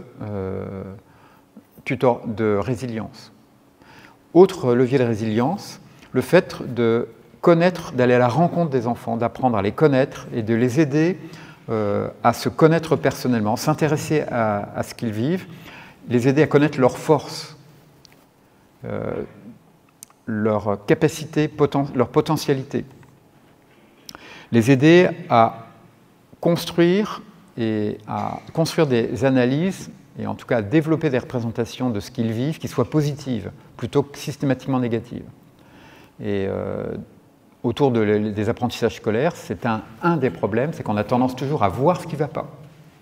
Et regarder ce qui est positif en priorité, c'est un élément qui contribue à bâtir de la résilience. D'ailleurs, les jeunes qui réussissent scolairement, ils ont très conscience de ce qu'ils savent faire et ils vont pouvoir, en ayant une bonne estime de ce qu'on appelle un locus de contrôle interne, en la capacité à attribuer à eux-mêmes l'origine de leur réussite. C'est ce que le locus de contrôle interne, c'est ça. C'est la capacité à attribuer à soi-même les raisons de sa réussite. Les élèves en réussite, ils attribuent à leur engagement, à ce qu'ils font, leur propre réussite. Les élèves qui ont du mal scolairement, très souvent, ils attribuent par un locus de contrôle externe, ils attribuent à des raisons, j'ai pas eu de chance, ou ils ont du mal à comprendre que ça vient d'eux. Ça vient du manque de travail, pas toujours, vous avez des enfants qui ont aussi un peu conscience quand même, mais on a ces 2 extrêmes-là qui sont en jeu. Or, le tutorat de résilience, c'est aider l'élève à analyser cela, analyser les raisons de ses échecs et l'aider à développer un mindset, un état d'esprit en développement. Sortir de l'état d'esprit fixe, ces enfants, l'école c'est pas pour moi, je ne réussirai jamais. Sortir de cet état d'esprit fixe pour s'ouvrir à un état d'esprit où ils sont capables. Donc appréhender les erreurs, les obstacles comme quelque chose qu'ils peuvent dépasser. Donc vous voyez dans la relation, la bienveillance est tournée vers les potentialités, quelque chose de très positif. Et il y a des familles où on sait faire ça. Il y a des enseignants qui savent le faire, il y a des personnes qui ne le font pas, et qui ne pensent pas à le faire. Alors que c'est quelque chose qu'on est tous capables de faire. Simplement, il faut y penser, quoi. Et on sait que scientifiquement, que ça produit des effets très bénéfiques. Dernière diapo pour synthétiser. Je l'ai dit tout à l'heure, la bienveillance, c'est beaucoup plus dans l'art et la manière de faire les choses que dans les choses en elles-mêmes. Notamment dans l'art et la manière de communiquer, on l'a vu. L'art est la manière de donner des signes de confiance, de considération, notamment quand cette considération est positive, d'être attentif aux signes de vulnérabilité, aux signes de fragilité. L'art est la manière de se rendre disponible à l'autre. La disponibilité, c'est vraiment un acte de bienveillance. Je me rends disponible. De prendre le temps. Un des grands malheurs dans beaucoup de familles et dans beaucoup de classes, c'est qu'on est tout dans l'urgence, quoi. Il y a des enfants qui ont besoin qu'on prenne le temps. notamment ceux qui ont un peu de difficulté. Et prendre le temps, c'est être beaucoup plus en présence. Plus je suis en présence à moi-même quand je te parle, plus je t'invite à être présent à toi-même. J'ai cité tout à l'heure ce levier formidable que sont les feedbacks positifs. L'art est la manière d'utiliser les erreurs positivement. Il y a quelques professeurs, il n'y en a pas beaucoup, qui donnent la possibilité à des élèves, après un devoir, de recommencer le devoir ou d'améliorer par rapport à toutes les remarques qui ont été faites pour avoir un +1, +2. C'est formidable d'utiliser l'évaluation de manière positive. Rendre un devoir de s'occuper que de la note, ça n'a pas beaucoup d'intérêt. Pour l'élève, c'est de travailler sur ses erreurs.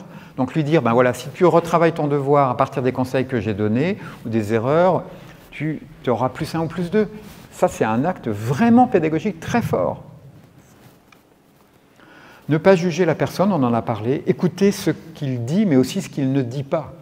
Dans le comportement, il y a beaucoup de choses que l'enfant, dans son comportement, dit et ou n'ose pas dire. Et enfin, il y a quelque chose de l'ordre de l'acceptation des exigences. La bienveillance, c'est ça la puissance de la bienveillance, c'est qu'elle permet l'acceptation des exigences. Parce que le prof me le demande gentiment, en me respectant, inconsciemment, je me sens beaucoup plus enclin d'accepter ce qu'il me le demande. Et c'est pareil pour le parent. Alors tout ça, c'est quand même pas simple, hein, on n'y arrive pas toujours, et donc il y a quand même quelque chose qui relève de la recherche d'un équilibre permanent. C'est pas facile, et notamment il y a des questions de tempérament, de caractère, il y a des enfants qui sont aussi, par tempérament, vont être beaucoup plus réactifs, vont être plus complexes dans leur façon d'appréhender la nouveauté, la contrainte, l'incertitude, etc.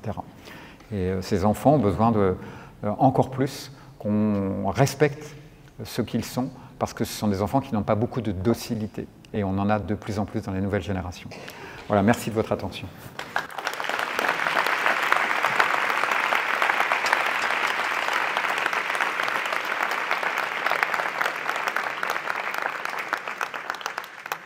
Je voulais tout simplement vous dire un très grand merci. Je vous en prie.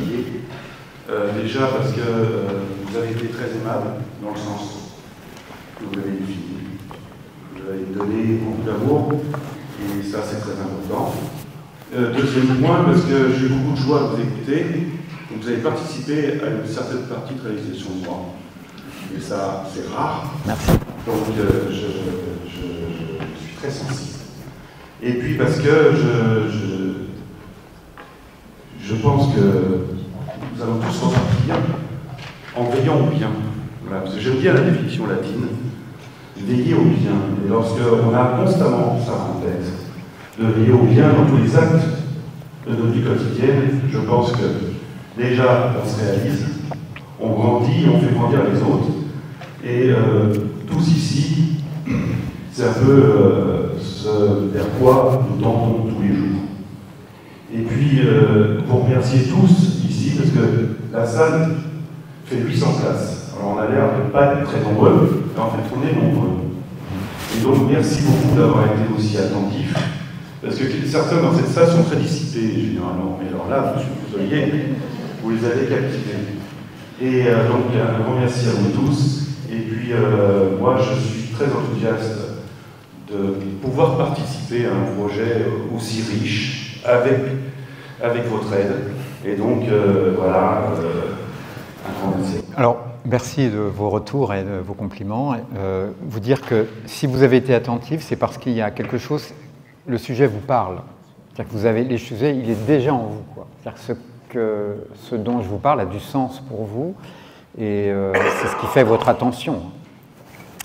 Et je vous invite à considérer d'une certaine manière, ça rejoint un peu ce que vous dites, Monsieur Kahn, c'est l'idée que la relation éducative et la rechercher le bien dans la relation, ça peut être l'objet de toute une vie, quoi. C'est-à-dire, il y a une dimension un peu spirituelle au sens laïque du terme, de quelque chose qui donne sens à ma vie.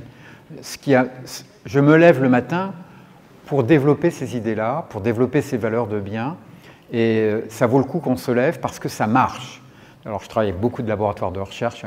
J'ai moins le temps de faire la recherche que les gens qui ne sont uniquement chercheurs, mais pour être au contact de personnalités françaises qui travaillent sur ces objets-là, et qui nous montrent dans la recherche que la bienveillance donne des résultats incroyables.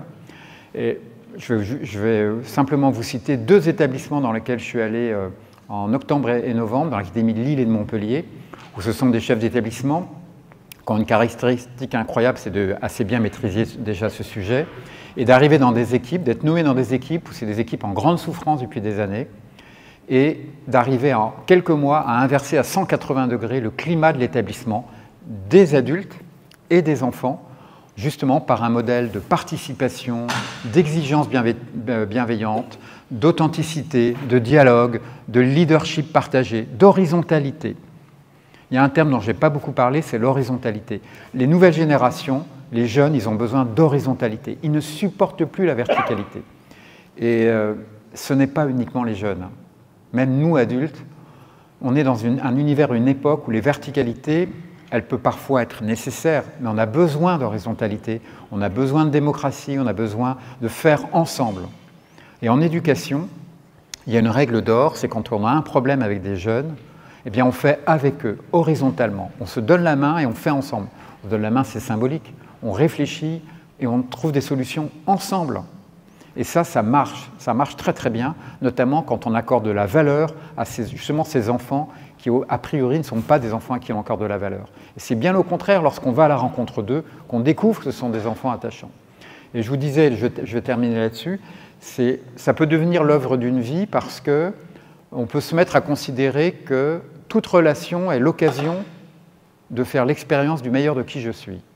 Je peux choisir de vivre cela au quotidien, de vivre les relations avec mes collègues, vivre les relations avec les enfants, comme des occasions de faire l'expérience du meilleur de qui je suis, d'en faire l'expérience.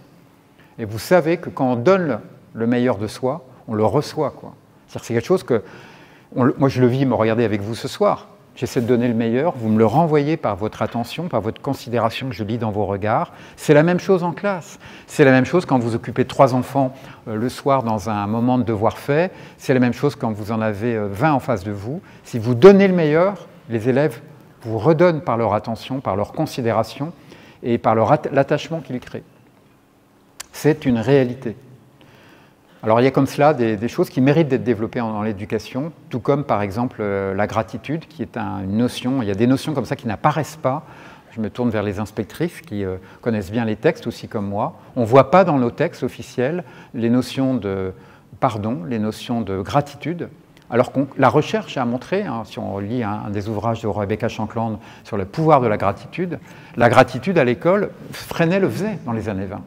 Il y avait les moments où il félicitait, où il demandait aux élèves de féliciter leurs camarades.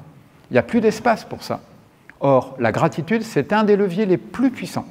Vous m'avez témoigné de la gratitude. Merci.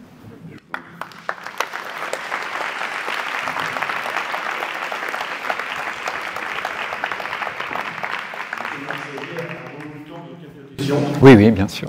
Donc voilà, la parole circule. Je vous la donne avec plaisir. Ça peut être des témoignages aussi. Monsieur là-haut. Je rencontre parfois quelques difficultés à convaincre sur la bienveillance à cause justement du vocable qui porte en creux une accusation. Oui. Ça veut dire que j'ai été malveillant avant. Oui, tout à fait. Et du coup, je me demande s'il n'y a pas un meilleur mot à trouver. Ouais. Moi, j'ai testé mieux-veillant.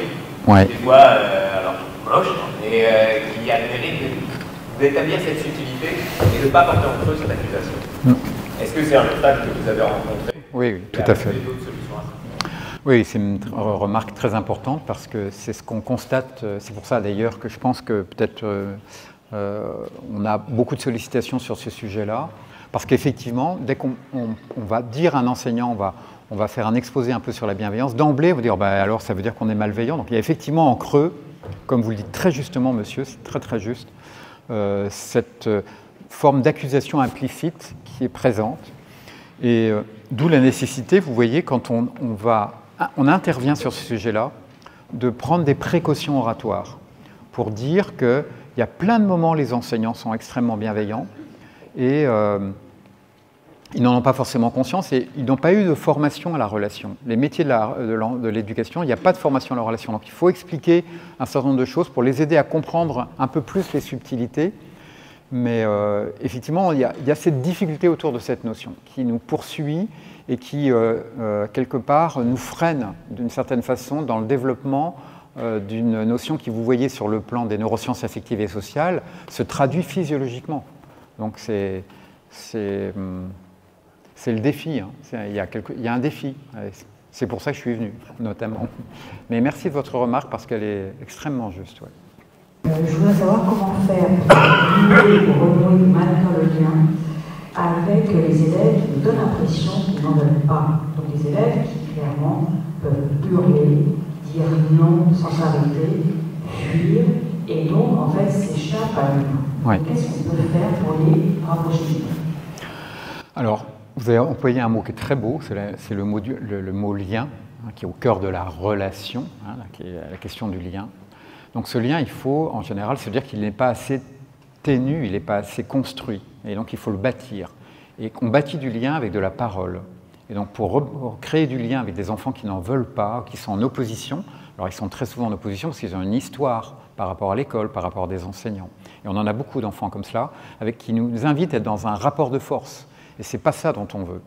Eh bien, il faut créer des espaces de parole qui permettent de tisser de la confiance. Et des espaces de parole où l'enfant, il a la possibilité de réfléchir à des questions sans qu'il y ait un adulte derrière qui soit constamment en train d'analyser la réponse. Ces espaces de parole, il y en a plusieurs types notamment, et un type qui est très important, c'est les espaces de parole à visée philosophique. Ça, les élèves, ils ont beaucoup besoin. Donc en France, bon, je ne vais pas trop développer sur ce terrain-là parce que j'aurais beaucoup à dire, et puis c'est un sujet un petit peu délicat pour dire les choses autrement, d'un certain point de vue institutionnel. Mais il y a quand même, sur le plan des territoires, des académies en France, un développement des débats à visée philosophique, mais il n'y a pas que les débats à visée philosophique. Il y a aussi, d'une manière générale, tous les types d'espaces de parole, notamment sur les compétences psychosociales, les conseils d'élèves de type Freinet, etc. Tous ces espaces où l'élève il va pouvoir être entendu, éventuellement prendre des décisions. Alors là, on n'est plus... Les débats à visée philosophique, on discute de questions qui n'ont pas de réponse. Enfin, qui ont des réponses possibles, mais qui n'ont pas de réponse juste. Il peut y avoir des espaces de parole, comme les conseils d'élèves, où on discute du climat scolaire, où on prend des décisions ensemble, où on co-responsabilise les enfants, et on va effectivement leur faire partager, ils vont décider d'un certain nombre de choses. Et puis d'autres espaces de parole où on va fabriquer des compétences psychosociales. Il y a différents types d'espaces de parole. Mais le fait d'amener l'enfant à parler et être considéré pour ce qu'il dit, à découvrir qu'il peut être quelqu'un qui a des idées, qui est perçu comme quelqu'un d'intéressant, c'est extrêmement précieux. Il y a un homme qui a beaucoup travaillé sur la méthode de préoccupation partagée, que beaucoup connaissent, c'est Jean-Pierre Belon, qui avait publié un ouvrage il y a peu de temps, je crois qu'il est publié avec Marie Cartier, qui collabore avec lui sur le chahut. Et ils ont fait des expériences dans des établissements, ils ont demandé à des élèves de participer avec les adultes à la réflexion pour améliorer le comportement des élèves en classe.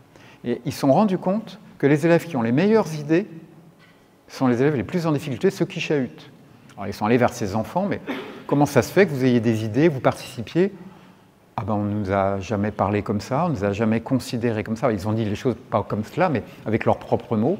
Tout ça pour dire que les enfants qui perturbent, ils ont beaucoup de choses à nous dire. Il y a un inspecteur qui s'appelle Frédéric Miquel, dans l'Académie Montpellier.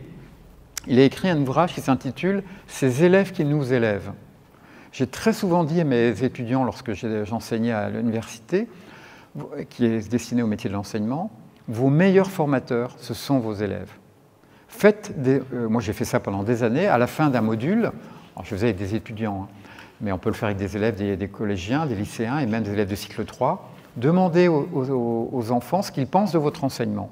Vous faites, alors il ne faut pas le faire individuellement, il faut le faire par petits groupes de 3 ou 4, vous les faites écrire les points positifs, les points négatifs, puis si ils sont un peu plus jeunes, vous pouvez faire des grilles très simples sur des différentes modalités, vous leur donnez la parole, il faut leur donner la possibilité d'être entendus sur ce qui leur plaît, sur ce qu'ils trouvent bien dans ce que vous leur proposez, mais aussi ce qu'ils aimeraient, ce qu'ils vous conseilleraient, etc.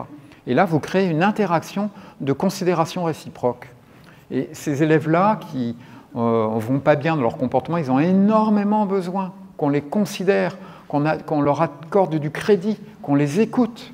C'est pour ça que les 5 réciprocités dont je vous ai parlé tout à l'heure, elles sont si importantes. Alors, il y en a une, je vous ai parlé de 4 tout à l'heure, il y en a une 5e qui a un autre statut, qui est le droit à l'erreur. Les élèves, ils doivent avoir droit à l'erreur, l'école a été fabriquée pour ça, mais les enseignants aussi ont droit à l'erreur. Un enseignant qui reconnaît de temps en temps ses erreurs, c'est un enseignant qui va gagner l'autorité, qui ne va pas la perdre. Sauf s'il commet des erreurs tous les jours et qu'il en... Mais globalement, voilà. Or, beaucoup d'enseignants refusent de reconnaître leurs erreurs. Et donc campent sur une évaluation qui est injuste, alors qu'ils savent qu'ils n'ont pas été tout à fait justes. Reconnaître son erreur, c'est gagner l'autorité. Et vis-à-vis de ses élèves les plus fragiles, il y a besoin de cette authenticité. Oui, monsieur. Oui, alors je reviens d'ailleurs justement sur la réciprocité. Vous disiez qu'il y a plusieurs dimensions, entre autres la confiance. Oui. Et bon, je pense que nous sommes tous convaincus ici que la confiance est une dimension fondamentale. En même temps, la confiance, elle ne se décrète pas. Non. Elle se gagne. Oui. Et j'aurais envie de vous demander, selon vous, quels seraient les ingrédients qui pourraient justement créer la confiance. Oui, c'est une belle et grande question, hein, parce que vous savez que la confiance, c'est ce qui va nourrir l'estime de soi, et c'est vraiment un des plus beaux cadeaux qu'on fait à un jeune lorsqu'on arrive à créer une relation de confiance. Et la relation de confiance, c'est une relation d'abord d'écoute, une relation où on prend le temps. C'est-à-dire que la confiance, en fait, elle va émaner, elle va résulter d'une relation où on va être prudent, à l'écoute, accorder du temps à l'enfant et lui montrer dans son regard l'espérance que l'on a dans son avenir, quoi. Et alors, dans les grands leviers, il y a la responsabilité, de confier des responsabilités, de donner des espaces de prise de décision par rapport à des limites et un cadre bien posé. Plutôt que de dire à un adolescent qui sort le soir, qui commence à sortir le soir, tu rentres absolument à telle heure. Et puis, si tu dépasses l'heure, tu ne ressortiras pas dans les mois qui suivent. De lui dire, je te fais confiance, hein. Tu sais bien à quelle heure je veux que tu rentres. Est-ce que je peux te faire confiance? Donc, de mobiliser l'élève, enfin ici l'enfant, dans une attitude où il va être obligé de donner de lui, c'est-à-dire une part de réciprocité, d'échange dans la relation. Et je crois que la confiance, elle se nourrit beaucoup d'une relation dans laquelle il y a cette forme d'autre réciprocité qui est l'écoute mutuelle, l'engagement mutuel, le respect mutuel. Et puis je crois aussi le savoir pardonner, c'est-à-dire qu'en tant que parent, même en tant qu'éducateur, il faut à un moment donné savoir pardonner, savoir accorder son pardon. C'est le propre de l'éducation. L'école est un lieu, et la famille aussi, ce sont des lieux où on a le droit de commettre des erreurs. On a le droit de faire son mea culpa aussi. Et donc, la confiance peut rapidement se briser si justement il n'y a pas de pardon, il n'y a pas d'espace pour pouvoir permettre à l'enfant de recommencer, mais autrement. Et lui donner la possibilité, mais tu as le droit de te tromper, c'est pas grave. Donc la question du statut de l'erreur, du statut de la maladresse, du statut d'un comportement inadapté est fondamentale. Fondamentale. Donc d'une certaine manière, je regrette beaucoup quand pendant des années, on ait beaucoup parlé de confiance. Je sais qu'il y a pas mal de personnel de l'éducation nationale, sans qu'on ait pris le temps, d'expliquer et de répondre à la question que pose monsieur, qui est une vraie question, quoi, une question centrale. Comment fait-on, quoi? C'est bien beau de l'apprendre comme un étendard, il faut aussi en faire concrètement quelque chose, quoi. Parce que c'est central. Quand il y a de la confiance, ça donne beaucoup de liberté, quoi, la confiance. Oui.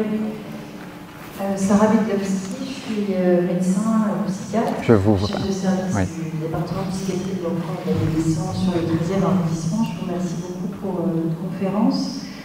On a la chance, vous intervenez sur le 13e arrondissement et on a la chance d'y avoir vu naître le travail dans la cité, au plus près du travail pour les adultes et les enfants, d'un travail de maillage extrêmement important pour les soins, pour les enfants les plus en difficulté. Vous avez parlé tout à l'heure d'enfants dans des situations de grande précarité, de familles parfois démunies. Et c'est vrai qu'il y a eu, donc, depuis 65 ans, la création d'un dispositif qui s'est déployé sur l'ensemble de la France.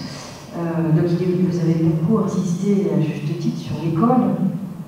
Mais c'est vrai que ce maillage, il se fait avec les partenaires très importants que sont l'école, l'éducation nationale, la mairie, les différentes associations. et puis de façon plus générale, enfin voilà, ce maillage dans la cité, enfin plus près. Et je me demandais un petit peu comment vous, après avoir beaucoup insisté sur l'école, comment vous pensiez un peu ces situations tout de même d'impasse, de difficultés parfois très grandes qui conduisent aux soins, mais pas seulement. Heureusement, il n'y a pas que des situations d'impasse qui conduisent aux soins. Et comment vous pensiez ce travail en commun auquel on est, je crois, je me tourne vers Christian, très, très attaché dans le 13e, enfin, j'ai un certain nombre de dispositifs qui témoignent. Ce sujet que vous évoquez est un sujet essentiel parce que dans la société actuelle, il y a une déliquescence dans certains territoires du travail qui avait été fait pendant des années par des acteurs d'associations, par des partenaires de l'école, partenaires des familles, et qui malheureusement ont moins de moyens aussi, il faut le dire. Et donc là, on a véritablement un sujet essentiel parce que ce partenariat, il permet à ce qu'il y ait d'autres adultes référents que les parents, que les enseignants, qui, dans tous ces interstices de la vie quotidienne des jeunes, de trouver des repères très solides qui leur permettent, autour d'une forme d'exigence bienveillante, d'avoir un cadre, des règles, une sécurité. Et ce partenariat, il est absolument fondamental, notamment dans les quartiers les plus défavorisés. Personnellement, je suis tout à fait favorable à soutenir le plus possible ces partenariats, notamment pour les activités qui sont en dehors de l'école, le périscolaire ou les activités de loisirs. Pour les activités qui sont dans les écoles, je suis sur certains sujets un peu plus prudent. Tout ce qui touche aux compétences psychosociales, par exemple, je pense que ça doit être de plus en plus l'affaire des acteurs de l'éducation nationale. Je sais qu'il y a des associations qui sont engagées, mais je pense qu'il y a trop de risques sur les questions de compétences psychosociales pour que parfois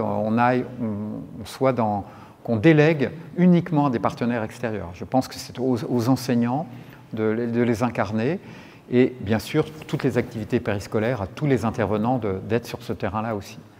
Alors je regrette aussi qu'on n'accorde pas suffisamment de crédits, de places et puis peut-être aussi parfois de moyens dans certains territoires aux professionnels du soin qui ont leur place auprès des parents, qui ont leur place auprès des jeunes, parce que justement ils ont une expertise, quoi. Vous êtes, madame, porteuse d'une expertise qui est considérable dans le contexte actuel, puisqu'on a une augmentation de la problématique de santé mentale. Et sans votre expertise, moi je ne suis pas psychologue de formation, on touche vite ses limites, quoi. Même si ça fait des années que je m'intéresse à tous ces sujets-là, on a besoin d'experts. Et que ce soit pour faire de la supervision, des adultes ont besoin 1, 2, 3 fois dans les écoles, les collèges et les lycées les plus en souffrance, d'être encadrés, en tout cas de bénéficier d'une écoute, de la supervision d'un psychiatre, d'un pédopsychiatre, d'un psychologue pour les adultes et les jeunes, la présence d'un psy-EN. Et de ce point de vue-là, les besoins sont en augmentation. Donc on a sur ces sujets une attention à porter qui se développe de toute façon. On le voit institutionnellement, et une attention de plus en plus grande liée aux données qu'il y a sur la santé mentale des adolescents. Il y a de plus en plus de séminaires, de formations nationales et académiques qui témoignent de cette réalité. Donc, ça répond à une partie du problème. L'autre partie, les collectivités locales, dans l'entretien de ce tissu partenarial, ont une responsabilité et un rôle à jouer qui est considérable. Encore un grand merci, M. Martellier. Bonne soirée à vous.